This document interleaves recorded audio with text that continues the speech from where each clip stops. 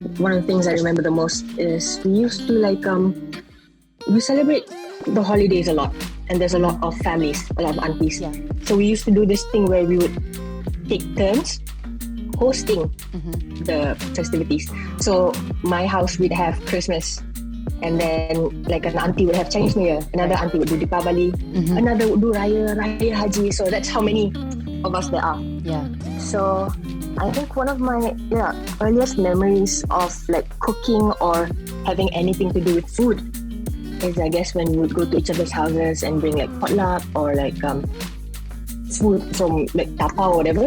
Yeah. So I'd help untapao things, put it on plates, or help heat up things and all. Yeah. So I get pretty comfortable in the kitchen, way more comfortable than if I were outside in the living room where the party is. So I think that's one of my earliest memories in the kitchen per se. So you said like you had a big family. Do you think you are an introvert or an extrovert, or you're just an introvert who's comfortable in the kitchen? The second and the third. I'm definitely an introvert. Yeah. Definitely more comfortable in the kitchen. Not to say I cannot perform, but when I do come out and go hoo-ha and host and stuff, I will need a lot of time to recharge. And where did you go to school for culinary training? Initially, I went to KDU College. I think it has had a rebranding, a change of name a few times since I've been there. So that's how long ago I was there. Yes. And then I went to Switzerland to complete my degree. So I did degree in culinary management. And yeah. You did your degree in Switzerland and undertook your apprenticeship in Germany under a 2 Michelin star restaurant. What would you say you learned from these countries and from these experiences? I guess it's with any job when you join another team. Yeah. It's more like learning from their work culture, learning from the people, learning from the geographic location, what ingredients they have and how they work. And I don't think it is that much different from country to country. Right. It's more like from kitchen to kitchen, office to office. Everybody has their own work culture and how they do things. So that, to me, is, I guess, the most interesting thing when I go and work in other people's kitchens or countries. That is the most interesting thing to me. So do you say like cooking play a big part in your life? It does. The thing is, with cooking, why I was drawn to it initially from the get-go until to this day, is how much it makes sense to me. It's like, if I wasn't cooking, I'd do bricklaying, something like that. It makes sense to me. A plus B equals C.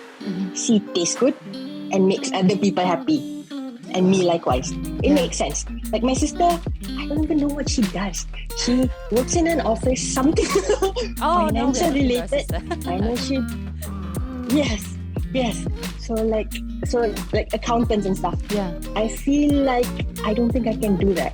I'm very simple. I like how things work out after something is done. Therefore, end product. Yeah, okay. And your first project, was it Root Cellars back in 2015? So actually before Root Cellar came about, I used to do sandwich pop-ups. And even before that was a cake thing. Okay. So the cake thing was called Yay Cake. And then the sandwiches was called Yay Sandwich. Not very professional sounding names. But the sandwich thing kind of picked up steam, and then we had customers, we had clients asking us to cater for events, office events, Christmas events, and we even had a wedding thing, like a pre-wedding cocktail thing.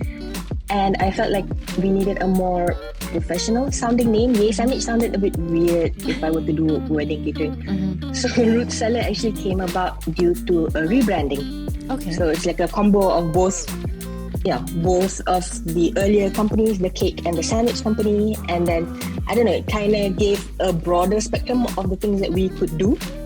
And by we, I mean I. I was a solo one-man show back then. Had cousins and family members who would come in on per gig basis.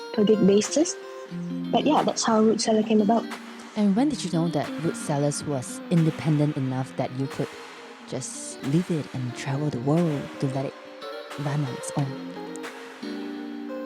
Never. It never happened.